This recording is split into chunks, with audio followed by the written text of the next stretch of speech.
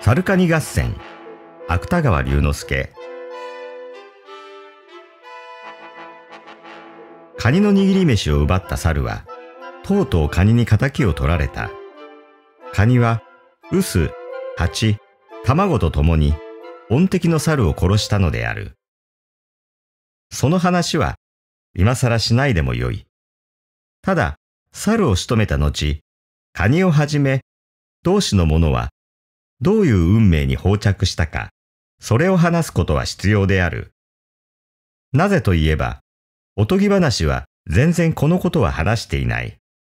いや、話していないどころか、あたかもカニは穴の中に、臼は台所の土間の隅に、蜂は軒先の蜂の巣に、卵はもみ殻の箱の中に、太平無事な生涯でも送ったかのように装っている。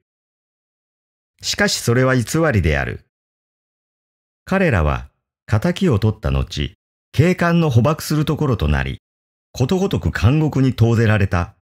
しかも裁判を重ねた結果、主犯カニは死刑になり、臼、蜂、卵らの共犯は無期徒刑の宣告を受けたのである。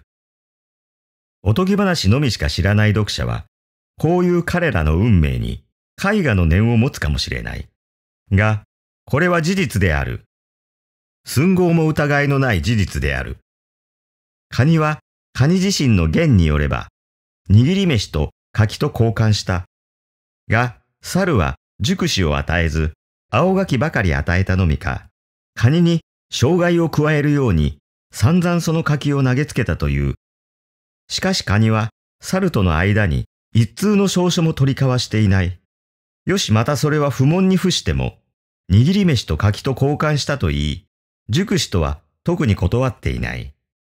最後に青柿を投げつけられたというのも、猿に悪意があったかどうか、その辺の証拠は不十分である。だからカニの弁護に立った雄弁の名高い某弁護士も、裁判官の同情を請うより他に、策のいずるところを知らなかったらしい。その弁護士は気の毒そうに、カニの泡を拭ってやりながら、諦めたまえ、と言ったそうである。もっともこの諦めたまえは、死刑の宣告を下されたことを諦めたまえと言ったのだか、弁護士に大金を取られたことを諦めたまえと言ったのだか、それは誰にも決定できない。その上、新聞雑誌の世論も、カニに同情を寄せたものは、ほとんど一つもなかったようである。カニの猿を殺したのは、私憤の結果に他ならない。しかも、その私憤たるや、己の無知と軽率とから、猿に利益を占められたのを忌々しがっただけではないか。優勝劣敗の世の中に、こういう私憤を漏らすとすれば、愚者にあらずんば強者である。という非難が多かったらしい。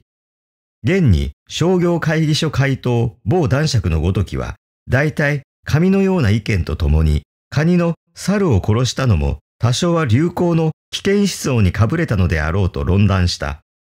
そのせいか、カニの仇討ち以来、某男爵は宗師の他にもブルドッグを10頭飼ったそうである。かつまた、カニの仇討ちは、いわゆる指揮者の間にも一向好評を博さなかった。大学教授某博士は、倫理学上の見地から、カニの猿を殺したのは復讐の意思に出たものである。復讐は善と称しがたいと言った。それから社会主義の某首領は、カニは柿とか握り飯とかいう私有財産をありがたがっていたから、臼や蜂や卵なども反動的思想を持っていたのであろう。ことによると、尻押しをしたのは国粋会かもしれないと言った。それから某州の官庁某氏は、カニは仏慈悲を知らなかったらしい。たとえ青柿を投げつけられたとしても、仏慈悲を知っていさえすれば、猿の所業を憎む代わりに、かえってそれを憐れんだであろう。ああ、今思えば、一度でもいいから、私の説教を聞かせたかった。と言った。それから、また各方面にいろいろ批評する名士はあったが、いずれも、カニの仇討ちには不賛成の声ばかりだった。そういう中にたった一人、カニのために気を吐いたのは、酒豪兼詩人の某代議士である。代議士は、カニの仇討ちは武士道の精神と一致すると言った。しかしこんな時代遅れの議論は誰の耳にも止まるはずはない。のみならず新聞のゴシップによると、その代議士は数年以前動物園を見物中、猿に威張りをかけられたことを遺恨に思っていたそうである。おとぎ話しか知らない読者は悲しいカニの運命に同情の涙を落とすかもしれない。しかしカニの死は当然である。それを気の毒に思いなどするのは、婦女同様のセンティメンタリズムに過ぎない。天下はカニの死を是なりとした。現に死刑の行われた世、判事、検事、弁護士、看守、死刑執行人、教会士等は48時間熟睡したそうである。その上、皆夢の中に天国の門を見たそうである。天国は彼らの話によると、封建時代の城に似たデパートメントストアらしい。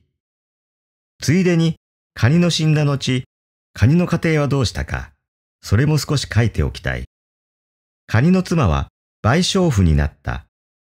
なった動機は貧困のためか、彼女自身の正常のためか、どちらか未だに判然しない。カニの長男は、父の没後、新聞雑誌の用語を使うと、本然と心を改めた。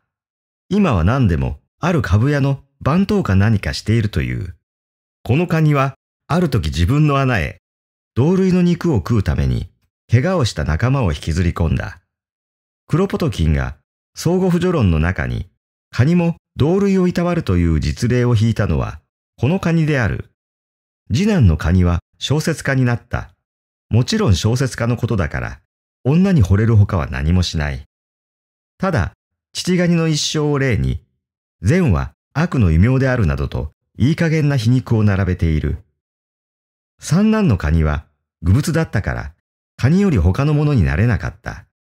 それが横ばいに歩いていると、握り飯が一つ落ちていた。握り飯は彼の好物だった。彼は大きいハサミの先にこの獲物を拾い上げた。